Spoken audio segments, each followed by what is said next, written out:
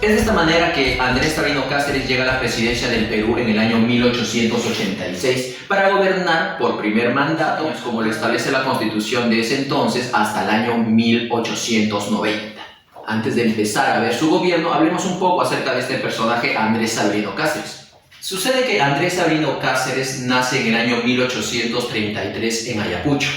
Es considerado como el patrón del arma de infantería del ejército del Perú y uno de los más grandes héroes de toda nuestra historia. Esto debido a su gran participación en la guerra contra Chile, ya que dentro de esta guerra, nuestro Andrés Sabino Cáceres va a estar presente en las principales batallas que se van a desarrollar. Él está presente, por ejemplo, en la batalla de San Francisco o batalla de Dolores. Está presente en la victoria de Tarapacá, Tarapacá, está presente en la batalla de Tacna o batalla del Alto Alianza, todo esto en la campaña del sur. Posteriormente, ya en Lima, él se encuentra en la primera línea defensiva Chorrillos-San Juan, comandando a los soldados que se encuentran en la parte central de la línea. Y 2 días después se encuentra defendiendo como parte de la segunda línea en la parte derecha, en los reductos que están hacia Miraflores. Cae herido inclusive nuestro Andrés Sabino Cáceres, pero aún está para rato, ya que de aquí él marchará a la sierra y desde la sierra llevará a cabo la resistencia que es conocida con el nombre de la Campaña de la Breña. Durante esa campaña de la Breña, chicos, entérate, Andrés Sabino Cáceres llegará a tener 3 grandes victorias sobre el ejército chileno: Pucará, Marcavalle y Concepción, aunque finalmente será derrotado en la batalla de Huamachuco, con lo cual termina la guerra. Andrés Sabino Cáceres, chicos, es un personaje héroe nuestro que sobrevive a la guerra, a diferencia de otros grandes personajes como Miguel Grau Seminario, por ejemplo, nuestro caballero de los mares que muere un 8 de octubre, allá en Angamos a bordo del Huáscar, o Francisco Bolognesi, ¿no? Tengo deberes sagrados que cumplir, el que inmortalizó parte de esa frase, ¿no? Que fallece en Arica un 7 de junio. Pues sucede que Andrés Sabino Cáceres, tras la guerra, él continúa todavía entre nosotros y, más aún, va a incursionar en lo que es la política. No va a reconocer el gobierno regenerador que había iniciado Miguel Iglesias, por lo que él va a combatir a Miguel Iglesias y después de larga lucha, para el año 1885, es que logra sacar a Miguel Iglesias de la presidencia, un acontecimiento llamado la Guaripampiada, habrás escuchado. Muy bien, Andrés Sabino Cáceres nos va a gobernar entonces en 2 oportunidades. Una primera, que es la que te estoy mencionando y es la que vamos a desarrollar, la de 1886 al 90, y un segundo mandato que se va a dar entre 1894 al 95. Sí, chicos, sí, entérate, un solo año. Pero, espera. ¿Por qué un solo año va a gobernar Cáceres en su segundo mandato? Se supone que son 4 según establece la Constitución. Hoy en día sabes que son 5 años, ¿no? Fue ampliado. Más adelante la Constitución de Leguía, la de 1920, va a ampliar los años de mandato de 4 a 5. En esta realidad son 4 años el mandato presidencial. Por lo tanto, ¿por qué va a gobernar solamente un año? Pues va a ser derrocado. Durante su segundo mandato, Andrés Sabino Cáceres va a ser derrocado mediante una guerra civil dirigido por el líder de los demócratas llamado Nicolás de Piérola. Así es, ese Nicolás de Piérola que tú ya conoces, ese Piérola que nos dirigió durante la guerra contra Chile como dictador. Ese mismo Piérola va a derrocar a Cáceres en su segundo mandato, por lo que Cáceres va a tener que salir del Perú, y años después Cáceres está regresando y va a continuar en la política todavía. Muchos años, chicos, después, allá por 1919, ya de muy avanzada edad, el Cáceres, ¿no? Cáceres, lo vamos a ver apoyando a Augusto Leguía cuando le da un golpe de estado al segundo mandato de José Pardo y Barreda, y de esa manera termina un periodo llamado la República Aristocrática y se va a iniciar el oncenio de Leguía. Solamente unos años después de eso, en 1923, ¿escuchaste el año? 1923, cuando allá en Alemania se está haciendo famoso un tal Adolfo Hitler, ¿no? Cuando allá en Rusia un personaje llamado Vladimir Lenin está venciendo la guerra civil y da nacimiento a la Unión Soviética, cuando esos hechos están pasando en otras partes del mundo, aquí en el Perú, en 1923, Durante el mandato de Augusto Leguía, nuestro Andrés Severino Cáceres, a la edad de 90 años, así es, a la edad de 90 años, está falleciendo en el distrito limeño de Ancón. Cabe recalcar, chicos, que nuestro Andrés Sabino Cáceres, muy querido entre la población campesina, muy querido entre nuestros hermanos de los Andes, va a ser recordado como el Taita, mientras que los chilenos le pondrán el apodo de el Brujo de los Andes, apodo con el cual más se le recuerda. En 1919, unos 4 años antes de que fallezca nada más, el Congreso de la República está otorgando a Cáceres la máxima distinción que pueda recibir un militar, el cargo de mariscal. Quiere decir que Cáceres no va a fallecer con su título de coronel, con su título de general, sino con el título de mariscal. Andrés Avelino Cáceres Dorregaray, ayacuchano de nacimiento, peruano que dirigió la resistencia de la Breña, patrono del arma de infantería del Perú, como te dije. Hoy en día los restos de Cáceres, chicos, descansan en el cementerio Presbítero Maestro de nuestra ciudad capital, aquí en Lima. Dentro del cementerio Presbítero Maestro se encuentra una construcción conocida como la Cripta de los Héroes, y ahí se encuentran descansando sus restos junto con los de Miguel Grau y Francisco Bolognesi. ¿Sabes quién más se encuentra en esta cripta de los héroes? Esta cripta de los héroes que fue diseñada por un arquitecto francés, ¿no? Diseñada por un arquitecto francés, Émile Robert, y que fue inaugurada en el año 1908 durante el gobierno de José Pardo. ¿Sabes quién más descansa en esa cripta de los héroes? También descansa Miguel Iglesias, Leoncio Prado, Alfonso Ugarte, Isaac Recabarre, Belisario Suárez, Juan Buendía, Guillermo More, Ramón Zavala, Narciso de la Colina, Juan Fani. Profesor, pero usted me está mencionando a toda la gentita, a todos aquellos que lucharon en la guerra contra Chile y la gran mayoría murieron. Sí, ellos descansan ahí en esta cripta de los héroes que se encuentra en el cementerio Presbítero Maestro, lugar que ya no hay para mayor alojamiento. Si no vayas a creer, por favor, pues se perdió un par de departamentos ahí ya el cementerio está lleno, está copado. Hoy en día es un museo cementerio.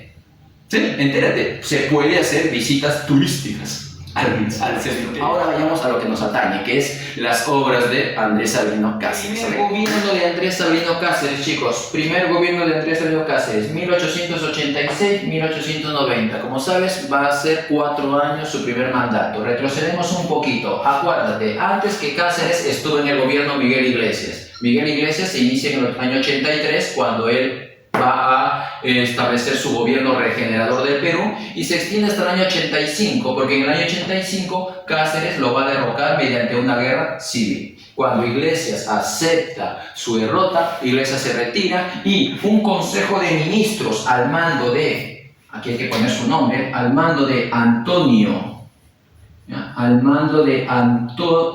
Arenas, es el que se queda a cargo. Ahora, este Consejo de Ministros al cargo de Antonio Arenas es el que va a convocar elecciones, y en esas elecciones sale ganando Andrés Sabino Cáceres, fundador de un partido político que se llama el Constitucional, o también conocido como el Partido Cacerista. Por eso es que cuando Cáceres llega a la presidencia no va a haber mayor oposición a este primer gobierno. ¿Quién le podría poner oposición? Tú dirás, quizás, profesor, el Partido Civil. Pues sucede que el Partido Civil ayuda a Cáceres a llegar a la presidencia. Además, el Partido Civil en ese momento es un partido desacreditado, es un partido debilitado aún. El único que pudo haber puesto oposición al gobierno era el Partido Demócrata de Nicolás de Piérola. Sin embargo, el caudillo civil Nicolás de Piérola argumentará de que en este momento el Perú no está para nuevas guerras. El Perú necesita paz para su reconstrucción. Por eso es que no hay mayor oposición a Nicolás de Piérola, ¿ok? Bien, número 1. ¿Qué dice? Líder del partido, ya te lo dije, ¿no? Líder del partido constitucional, o si quieres llamarle partido cacerista. Número 2, se sientan las bases de la reconstrucción. Quiere decir, chicos, que si bien la reconstrucción nacional se inicia durante el gobierno de Iglesia, en este corto tiempo que él está en la presidencia del Perú, él no va a poder reactivar la economía todavía. Es Cáceres el que va a iniciar eso. Tiene que realizar un mayor programa para poder iniciar nuestra reconstrucción, y es Cáceres el que está iniciando o sentando las bases de esta reconstrucción. Número 3, 1888. Habrás escuchado este nombre. Manuel González Prada. ¿Has escuchado ese nombre o no? Manuel González Prada es un literato peruano. Ya lo hemos mencionado ya, Manuel González Prada, que para el año 1888 está inmortalizando una frase: los jóvenes a la obra, los viejos a la tumba. ¿Has escuchado? Pues sucede que en 1888 se está llevando a cabo una actividad en un teatro, vamos a ponerlo por acá, Teatro Politeama. ¿Qué es lo que pasaba ahí? Sucede que durante las actividades del año 1888, ahora Manuel González Prada, chicos, es un excelente literato nuestro, ¿no es así? Que en sus obras imprime bastante lo que es su desacuerdo hacia la clase política peruana de esos tiempos y cómo ellos nos llevaron a la guerra. Señala con el dedo de frente que por culpa de ellos es que perdimos la guerra, y también su alto grado de espíritu contra el invasor de ese momento, ¿no? Su espíritu antichilenista. Por ejemplo, en 1888, en el Teatro del Politeama, se va a llevar a cabo un discurso muy conocido. Miren, te comparto una parte de aquí. Quizás habrás leído ya el discurso del Politeama, ¿no? Más o menos así va. Dice acá, así empieza. Los que pisan el umbral de la vida. Profesor, ¿quiénes pisan el umbral de la vida? Los jóvenes, bueno, los jóvenes, ellos son los que inician.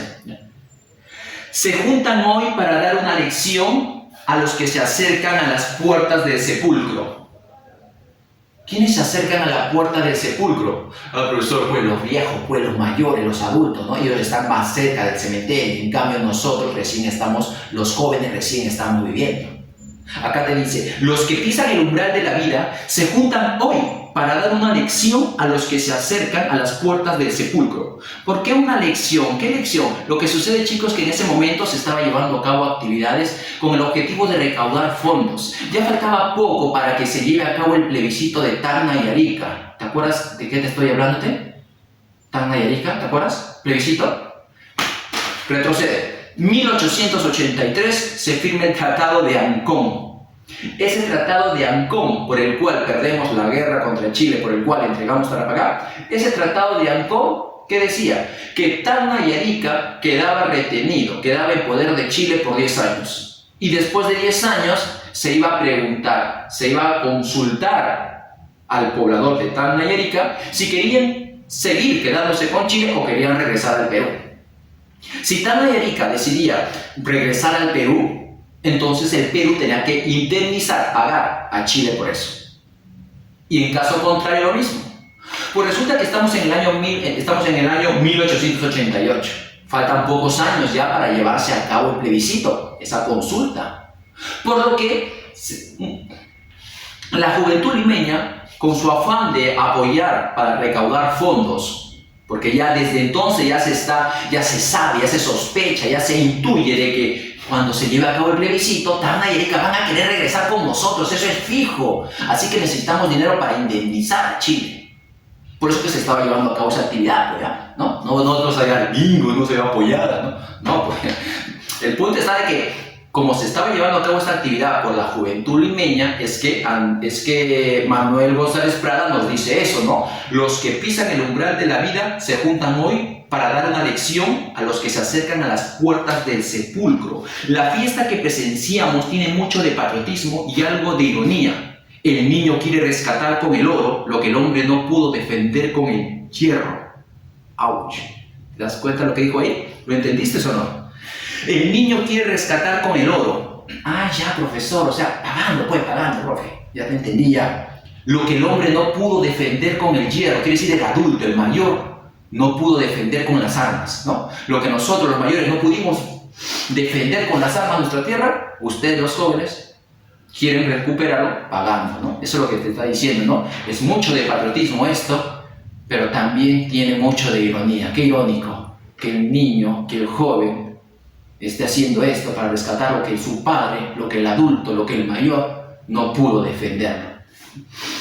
Más adelante te dice, los viejos deben temblar ante los niños, es decir, los adultos ante los jóvenes, ¿no? Porque la generación que se levante es siempre acusadora y juez de la generación que desciende. De aquí, de estos grupos alegres y bulliciosos, saldrá el pensador austero y taciturno. De aquí, el poeta que fulmine las estrofas de acero retemplado. De aquí, el historiador que marque la frente del culpable con un sello de indeleble ignominia, ¿no? Aquí están, de estos chicos saldrán los que señalarán quiénes fueron los culpables para perder la guerra. Niños, sed hombres, madrugad a la vida, le dice, ¿no? Chicos, no tienen tiempo para divertirse, no tienen tiempo para vivir su adolescencia, su juventud, lo siento, no tienen tiempo. Deben madurar cuanto antes porque acaban de heredar un país que está por los suelos, que ha perdido una guerra, que está en una profunda crisis, así que ustedes tienen que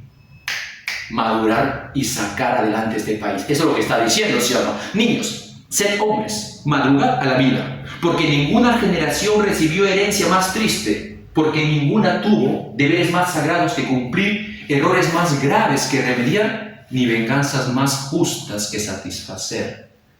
Si en estos momentos fuera oportuno recordar vergüenzas y renovar dolores, no acusaríamos a uno ni disculparíamos a otros. ¿Quién puede arrojar la primera piedra? La mano brutal de Chile despedazó nuestra carne y machacó nuestros huesos, pero los verdaderos vencedores, las armas del enemigo, fueron nuestra ignorancia y nuestro espíritu de servidumbre. Es bien duro Manuel González Prada cuando escribe, ¿no es así? ¿No? O sea, como que dice, te da en la herida, ¿no? Te da en la herida de frente, ¿no? Mira lo que dice, La mano brutal de Chile despedazó nuestra carne y machacó nuestros huesos.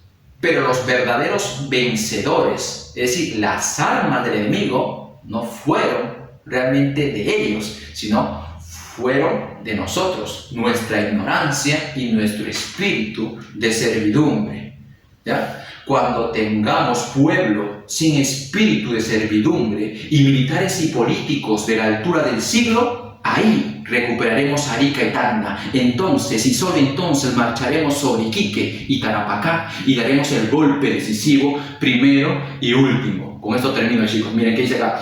En esta obra de reconstitución y venganza, no contemos con los hombres del pasado. Los troncos añosos, carcomidos, produjeron ya sus flores de aroma deleterio y sus frutos de sabor amargo. Está hablando de los viejos, ¿no? Chanfle, hablando de nosotros los mayores.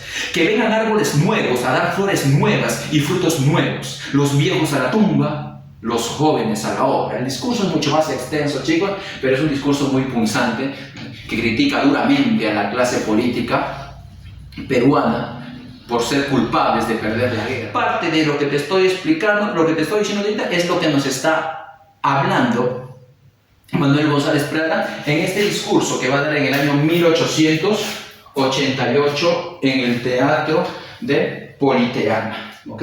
Aquí entonces ponemos que en este año da su discurso. ¿Ok? Su discurso, en la cual inmortaliza la frase: los viejos a la tumba, los viejos a la tumba, nosotros, porque yo también me siento joven por si acaso, los jóvenes, ahora seguro que vas a decir, no, profe, usted ya fue, ya caducó. Los jóvenes a la obra. Inmortalizado entonces por el precursor del modernismo literario en el Perú, ¿no? Aquel que difundió las ideas anarquistas, los viejos a la tumba, los jóvenes a la obra. Fundó, mira, aquí también un datito hay que ponerle, él va a fundar un partido político, por si acaso, funda el partido Unión Nacional. Nacional, un partido de extrema izquierda. Un partido de extrema izquierda. Punto número 4. Salimos del Politeama y Manuel González Prada y nos vamos al punto número 4 que dice sometimiento de guerrillas campesinas, exbreñeros, es decir, aquellos campesinos que acompañan a Andrés Sabino Cáceres en la resistencia de la sierra durante la guerra contra Chile, ahora tienen que ser sometidos para volver al control de los terratenientes, ¿no? Es muy triste, pero a la vez obvio, porque los grandes terratenientes no va a ser fácil de que las personas acomodadas dejen sus riquezas, ¿no? Van a seguir acumulando, va a demorar todavía mucho tiempo para que se dé una mayor igualdad, una entrega de tierras al campesino, ¿no? El campesino empuñó las armas, apoyó a Cáceres, pero al final su condición no va a cambiar, ya que van a tener que seguir siendo sometidos por los terratenientes, ¿ya? Punto número 5, y esta es la parte más preocupante de todos, miren, atentos acá. Número 5, economía. Economía, ¿sí? Durante el gobierno de Andrés Sabino Cáceres, o el Taita, o el Brujo de los Andes, nuestra economía estaba desastrosa, estaba por los suelos. Teníamos una grave crisis económica, teníamos una enorme devaluación de nuestro billete fiscal y por si fuera poco, no contábamos con ingresos fiscales, es decir, ingresos para el Estado. Acuérdate que antes de la guerra contra Chile, el Perú vivió una prosperidad falaz, en la cual la mayor cantidad de ingresos que recibía el Estado peruano era por la venta del guano, ¿sí? Al pasar el tiempo, cuando la venta del guano bajó en demanda, por lo tanto también en precio, es que el Estado peruano empezó a ver otras posibilidades como captar ingresos, y es ahí donde empezó a explotarse el salitre, ¿sí? Sin embargo, el salitre no logró cubrir todas las exigencias del Estado, no ingresaba tanto dinero como lo hizo con el guano, ¿ya? Pero aún así servía el salitre. Desgraciadamente el salitre que teníamos y que estaba principalmente en el sur lo perdemos en la guerra contra Chile, cuando es que reconocemos que Tarapacá ya no es nuestro. Pues bien, ahora estamos en reconstrucción nacional, ya no hay salitre, ya no hay Tarapacá, hay que ver ahora cómo es que podemos generar nuevos ingresos hacia el Estado. Entonces tenemos ese terrible problema, generar ingresos, número 1. Segundo, nuestra moneda, que era de papel, pues el billete fiscal se le llama, nuestro billete fiscal está profundamente devaluado. Y tercero, tenemos una cuantiosa deuda en el extranjero que mantiene nuestro crédito internacional congelado. En otras palabras, debemos mucho dinero en el extranjero y mientras debemos dinero nadie nos quiere prestar en el extranjero, tenemos que pagar esa deuda. Si tú me preguntas, pero ¿y a quién le debemos tanto dinero como para que no nos quieran prestar? Retrocede un poquito. Último gobierno del primer militarismo, José Balta. El coronel y presidente José Balta llevó a cabo 2 grandes empréstitos a una casa judío-francesa llamada los Dreyfus Hermanos. Profesor, ya me acordé, la deuda a los Dreyfus, así es.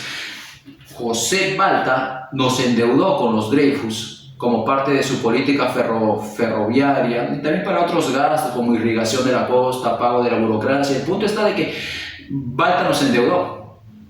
Terminado el gobierno de Balta, llega el gobierno del primer presidente civil Manuel Pardo y Lavalle y los Dreyfus empiezan a exigirnos que le paguemos esa deuda. Desgraciadamente, para ese momento, nuestra exportación, la demanda de guano había bajado, entonces nuestros ingresos se vieron muy afectados, no podíamos pagar.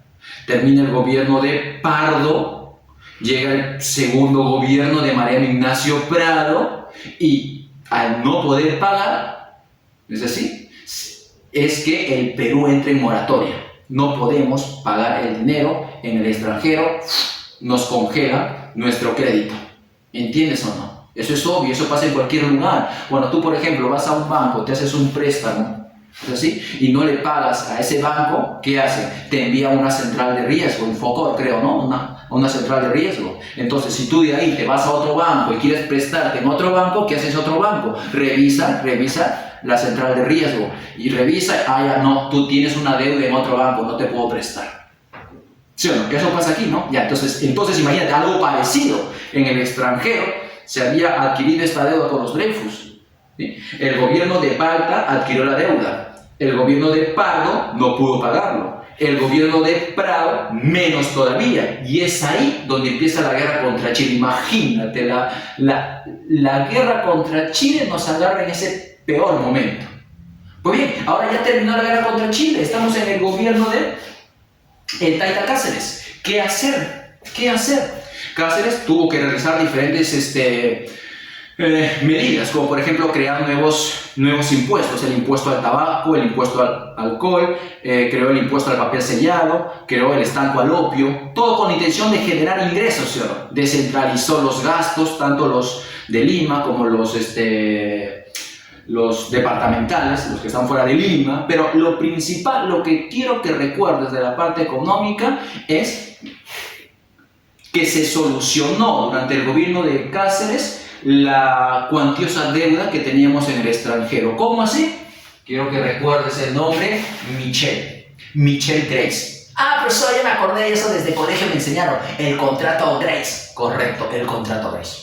Sucede que el Comité de Tenedores de Bonos de Deuda Externa del Perú nos propusieron al Perú la cancelación de nuestra deuda externa. Imagínate, alucínate, ¿qué? ¿Cómo van a pagar nuestra deuda externa? Sí, pero a cambio de unas cuantas muy delicadas concesiones, ¿no?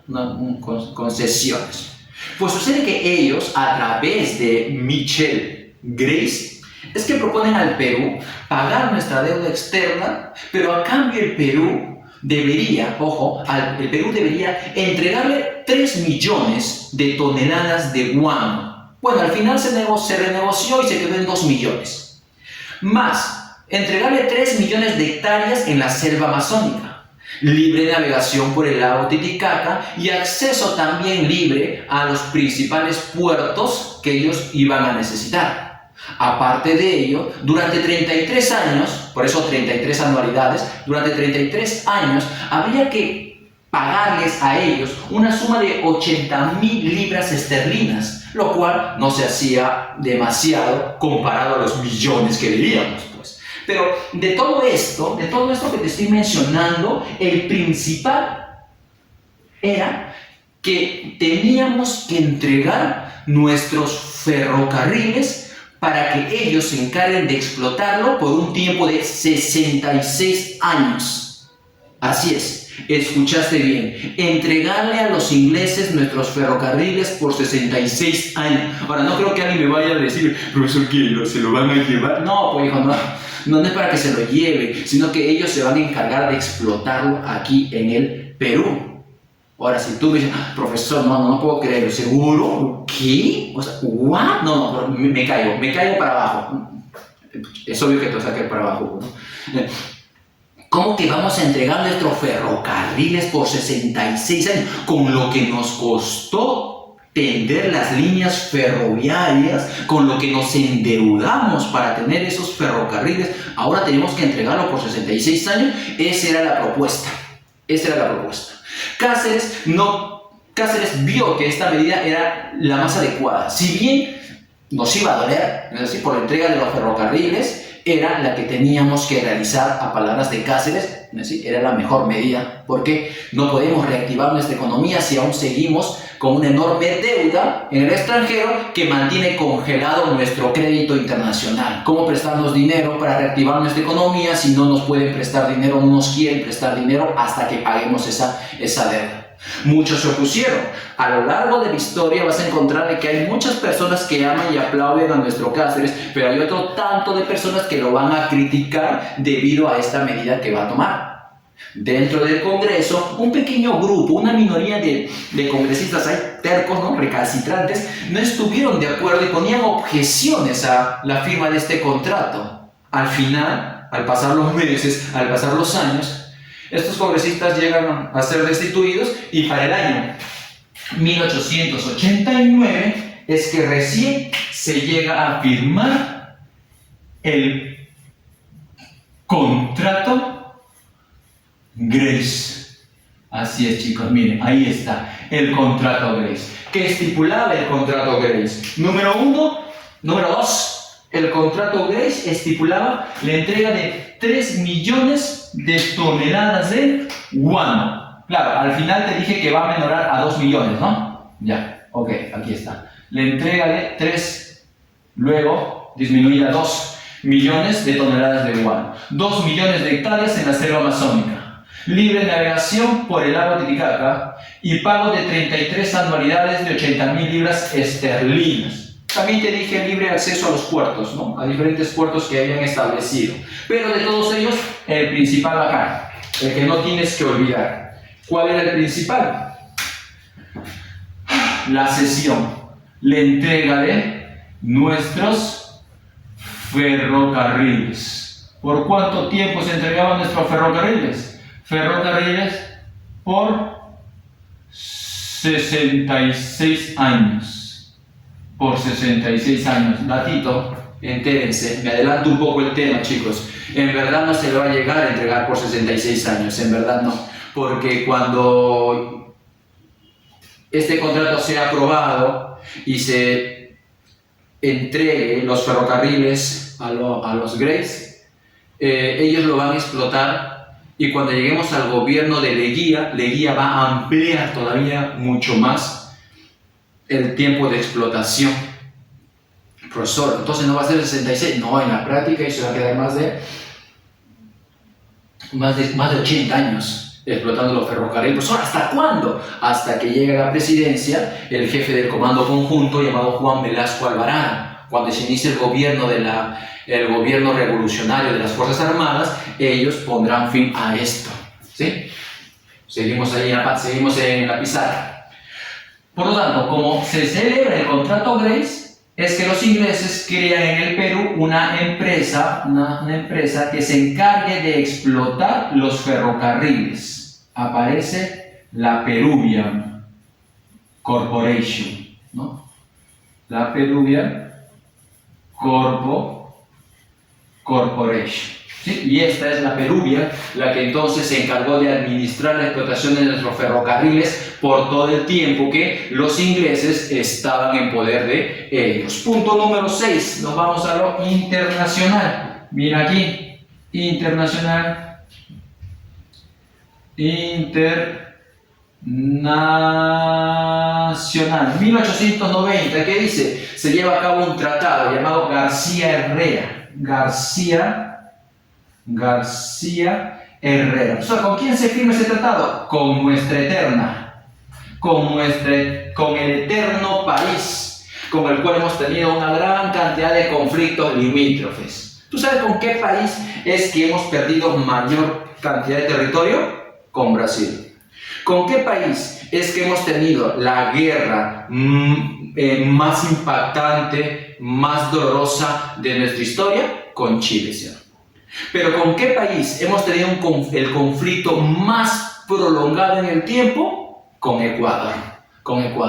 Ecuador, desde que nace en 1830, le reclama al Perú Tumbes, Jaén y Maynas. Te explico, chicos.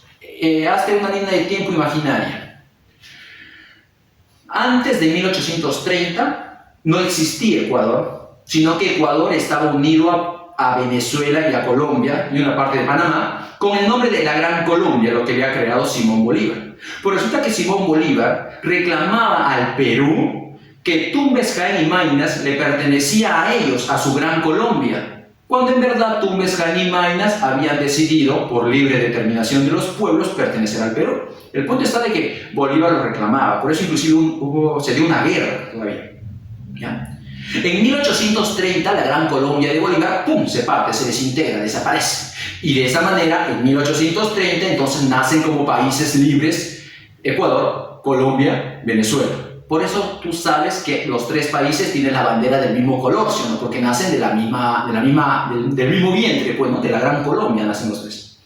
Por lo tanto, de 1830 hacia adelante, Ecuador va a heredar los reclamos de la Gran Colombia. Es decir, lo que la Gran Colombia reclamaba al Perú como parte de ellos, Tumbes, Jaén y Maynas, ahora Ecuador, desde 1830 hacia adelante, lo va a reclamar como si fueran de ellos. Por eso es que va a haber muchas fricciones y conflictos con Ecuador. Profesor, ¿y hasta cuándo? Hasta el gobierno de Fujimori, ¿te imaginas?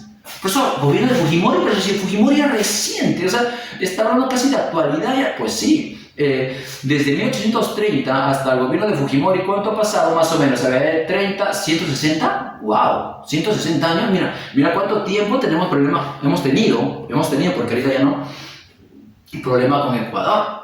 Ahora, profesor, ¿qué cosa tiene que ver esto? Pues bien, sucede que unos años antes de 1890, Ecuador, como parte de... Mira qué graciosa. Ecuador, como parte de una deuda que le tenía a los ingleses, decide pagarle a los ingleses su deuda con territorio. Pero con territorio que era del Perú. Claro que Ecuador lo reclamaba como suyo, ¿no? Pero nadie le hacía caso, pues. Pero Ecuador lo paga como si fuera suyo. Inmediata, y no fue la primera vez, eso ya lo había intentado hacer anteriormente durante tiempos de Castilla. Se había solucionado el problema momentáneamente y ahora otra vez.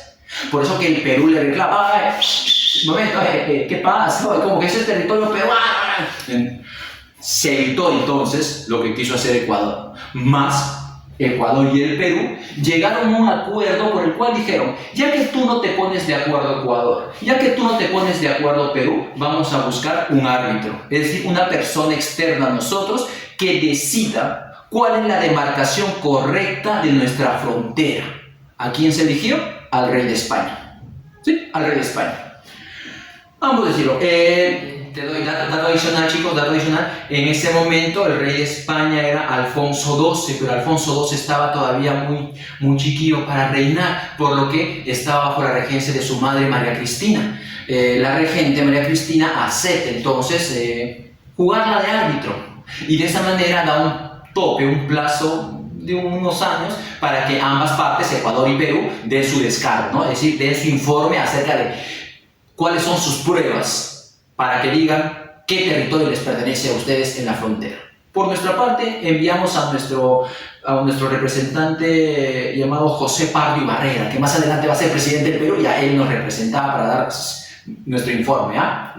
Estábamos bien preparados. El detalle está de que ya habíamos escogido un árbitro, se habían dado los plazos para entregar los informes al rey, y luego el rey de España tenía que evaluarlo y dar su veredicto.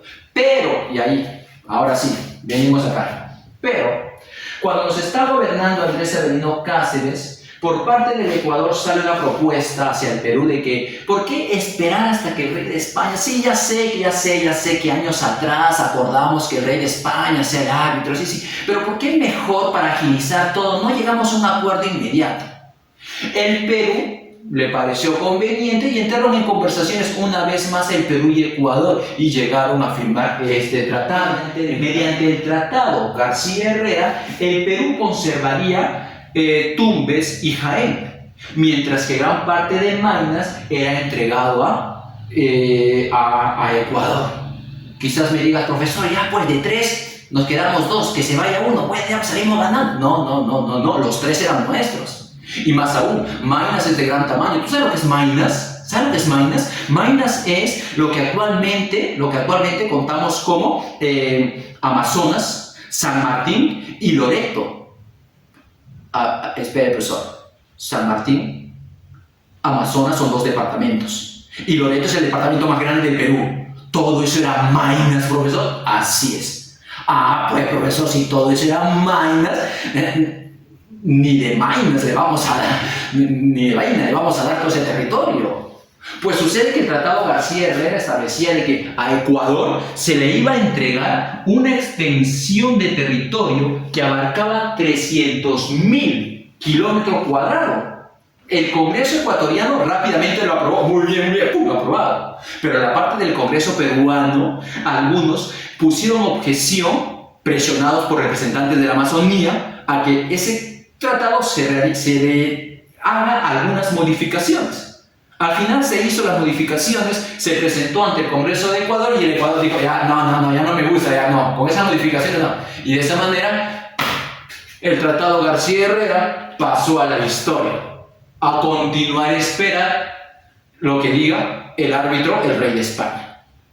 Profesor, entonces, a ver, déjeme entender. ¿Se firmó el Tratado García Herrera, sí o no? Sí, sí se firmó. ¿Se aprobó por ambas partes? No, no se aprobó al final. ¿Ok?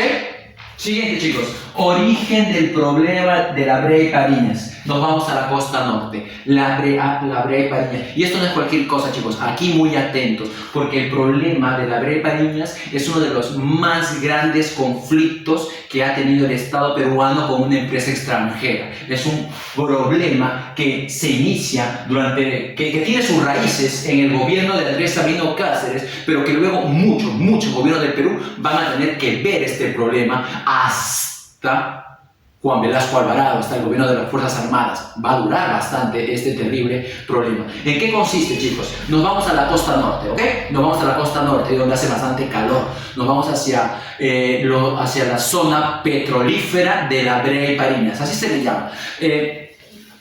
El complejo petrolífero, la brea y Pariñas, explota los yacimientos petrolíferos de las zonas de la Pampa de la Brea y la Quebrada Pariñas, así se llaman los lugares. Por eso es que como explota el petróleo de esos lugares, a todo eso se le llama el yacimiento que se encuentra en el complejo La Brea y Pariñas. ¿Ok? Pues bien, sucede que este lugar que se encuentra en la provincia de Talara, departamento Piura, ¿sí?, tiene su historia desde el siglo XIX.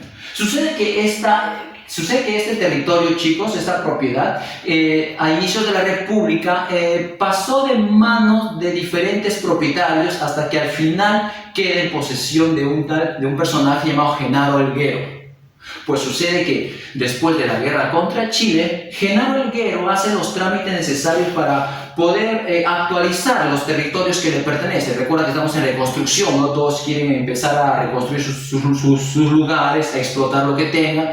Pues bien, pues sucede que Genaro Elguero entonces, para actualizar el lugar que le pertenece, es que pide se pueda medir, para de esa manera empezar a pagar los impuestos que tiene que pagar al Estado por la explotación, por la extracción del petróleo en ese lugar que a él le pertenece, ¿no es así? Pues resulta que el juez de Paita va a realizar la medición del territorio y va a llegar a un cálculo de que la extensión de explotación de la Brea y Pariñas era de 10 pertenencias, chicos. 10 pertenencias, para que me entiendas. Un ratito, aquí hago así. Así. Imagínate un cuadrado. Imagínate que ese cuadrado tiene una extensión de 10.000 metros cuadrados. ¿Ya? 10.000 metros cuadrados. Ah, profesor, si me está hablando de un área de 10.000 metros cuadrados, quiere decir que usted me está hablando de aproximadamente 100 metros por lado, ¿sí o no? A ver, matemáticos. ¿Qué pasa si este lado de aquí vale 100 metros y este otro lado de aquí vale 100 metros también? Por lo tanto, por tu matemática tú sabes que el área que abarca esa hectárea, el área que abarca esa zona es 100%, ¿sí o no? Y 100% es 10.000, ¿sí o no? Por lo tanto, imagínate un área extensa, 100 metros hacia allá, 100 metros hacia el otro lado, 100 metros, un cuadrado, ¿ya? Entonces, ya, ese cuadrado, llámale pertenencia, es una pertenencia. El juez de Paita calculó que la extensión de tierra que explota, que le pertenece a Genaro, es de 10 pertenencias, 10 veces esta zona, ¿ok? Y por lo tanto debes pagar impuestos al Estado peruano. Se estableció entonces en el padrón de minas que el área explotada era de 10 pertenencias y que debería pagar por lo tanto, ¿sí?, 30 soles por pertenencia. Tú sacas rápidamente tu matemática y sacas, ya, profesor, entonces va a pagar 300 soles. Sí, 300 soles al año pagaba por la explotación de ese territorio. El Estado peruano recibía ese impuesto por la explotación. Sucede que poco nada más, no pasó ni un par de años, inmediatamente que hizo esto Genaro Elguero, ¿no?, vendió su propiedad a un estadounidense radicado en Inglaterra y que pertenecía a una empresa llamada la London Pacific. ¿Ok?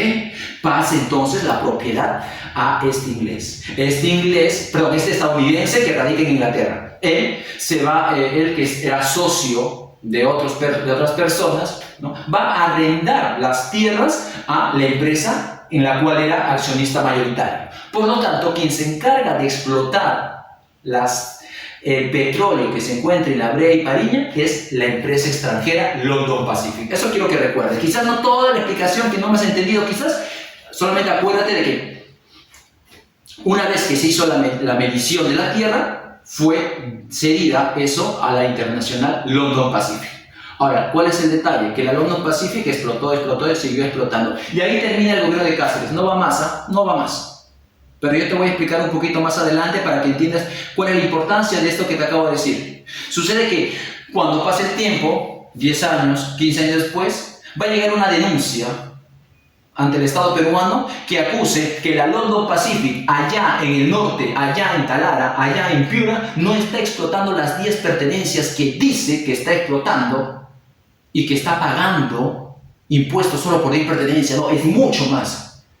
La London Pacific obviamente se ofende. ¿Qué? ¿Yo? ¿Van a desconfiar de mí? No, son 10 pertenencias. Y la London se cerraba en que era de esa manera. Pero, por la parte del Estado peruano, en 1914 llega a la presidencia un militar, Óscar Benavides. Se le titula el efímero militarismo a su gobierno. Y como buen militar, Óscar Benavides dijo, no, a mí no me vengan con tonterías acá. Así que hay acusaciones. Pues bien, nuestros ingenieros se van al norte y me vuelven a medir esas tierras. Pero mi señor, la London Pacific no va a querer. ¿Quién no va a querer? Vayan y miran. Se impuso Óscar Benavides. Y de esa manera es que se fue a volver a medir. Es decir, se va a remedir. Se hizo la remensura de La Brea y Pariñas. Ya que no sabes, para que te caigas para abajo, como tú dices, ¿no? ¡Plop! Para que te caigas. ¿Sabes qué pasó? Cuando hicieron la medición, resulta de que la London Pacific no estaba explotando 10 pertenencias. Chicos, entérate, agárrate. Estaba explotando más de 41.640 pertenencias. ¡Oh, my! ¿Qué sigue? No, me falta en inglés, me falta. Alucínate, oh, por Dios. Quiere decir, a ver si le entiendo, profesor, a ver, déjeme procesar eso. La London Pacific decía que está explotando 10 pertenencias, llevándose el petróleo que hay en esa zona de 10 pertenencias y pagándonos nuestros impuestos a nuestro país. Pero en verdad no explotaba 10 pertenencias, sino explotaba más de 41.640 pertenencias.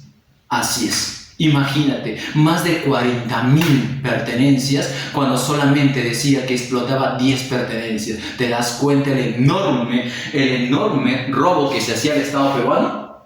El Estado peruano rápidamente le sacó la calculadora.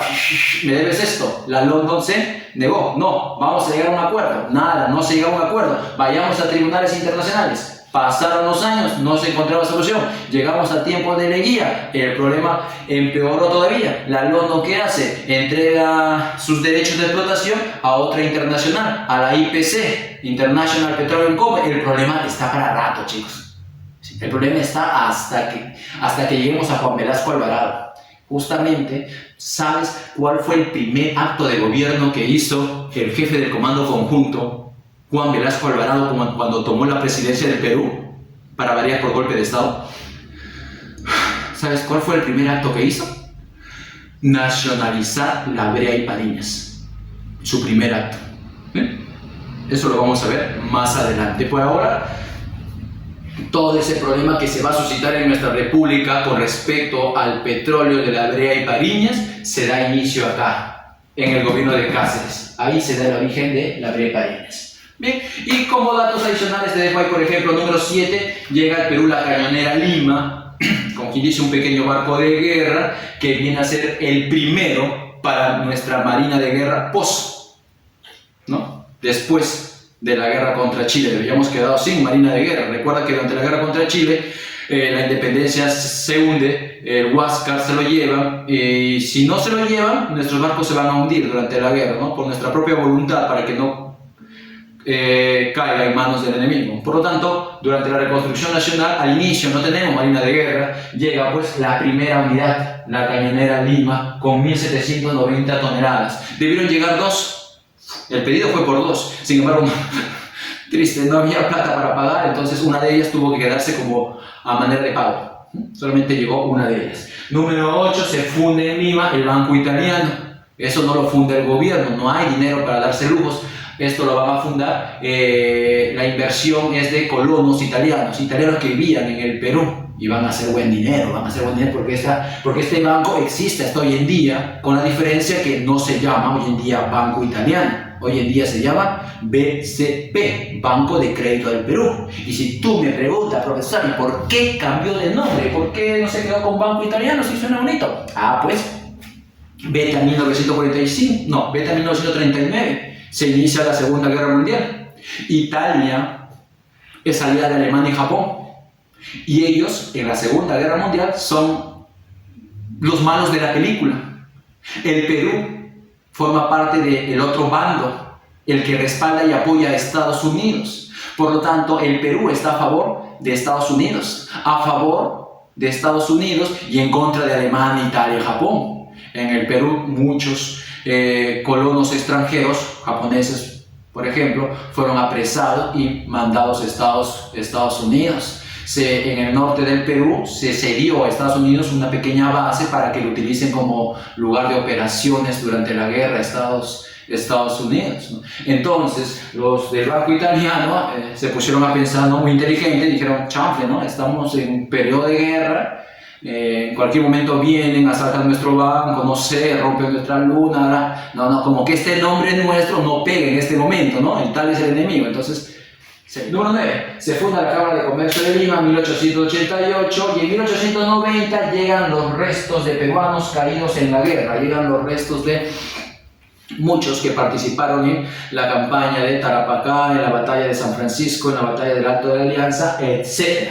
Cuando estamos en el año de 1890, Andrés Sabino Cáceres convoca elecciones. ¿Quiénes son los candidatos? Número 1, su primer vicepresidente, su vicepresidente, un militar llamado Remigio, acá lo vamos a poner, un militar llamado Remigio Morales, así lo pongo nada más, Remigio Morales Bermúdez. Resulta que Remigio Morales Bermúdez tendrá un nieto que va a llegar a ser presidente del Perú, Francisco Morales Bermúdez, ya no confundirlo con su nieto. Este Remigio Morales Bermúdez, este coronel, acompaña a Cáceres desde tiempos de la guerra contra Chile, muy fiel a él. Lo acompañó también durante la guerra que tuvo Cáceres contra Iglesia. Y ahora, durante el primer gobierno de Cáceres, era su vicepresidente. Pues bien, cuando llegamos a 1890, ese Remigio Morales Bermúdez ahora es candidato oficialista, es decir, candidato del gobierno. En otras palabras, candidato del Partido Constitucional. ¿Con quién se va a enfrentar? Nada más ni nada menos con un personaje del Partido Civil, un médico llamado Francisco Rosas, Francisco Rosas. También participó en estas elecciones el líder del Partido Demócrata, Nicolás de Piérola. Y para ese momento el gobierno, obvio, quiere que gane Remigio Morales, él es su candidato, ¿sí o no? Y sabía de que quien contaba con más popularidad era Nicolás de Piérola. Por lo tanto, Nicolás de Piérola es un candidato de peligro, ¿no?, para las elecciones del 90. ¿Qué pasó? Ups, casualidades de la vida. Mira, ¿qué pasó? Coincidentemente, ¿qué pasó? En ese momento, ¿no?, en 1890 sale un decreto por el cual se va a querer juzgar a Miguel Iglesias y a Nicolás de Piérola por haber tomado el poder de manera ilegal durante la guerra contra Chile. Y de esa manera Nicolás de Piérola es arrestado y llevado a prisión, y su principal órgano de difusión de sus ideas, es decir, su periódico El País, va a ser clausurado. Mira, qué casualidad, ¿no? Sacan de carrera a Nicolás de Piérola mandándolo a prisión. Se lleva a las elecciones y por amplia mayoría gana Remigio Morales Bermúdez, que se convierte en nuevo presidente. Y de esa manera, continuador del segundo militarismo y del Partido Constitucional. Profesor, ¿qué le va a pasar a Nicolás de Piola? Al poco tiempo va a lograr escapar. Logra escapar de prisión Piola y al extranjero. Lo vamos a ver más adelante todavía. Por el momento, espero que hasta ahí me estés entendiendo. Ahora se debe iniciar el gobierno de Remigio Morales Bermúdez. ¿Listo, chicos?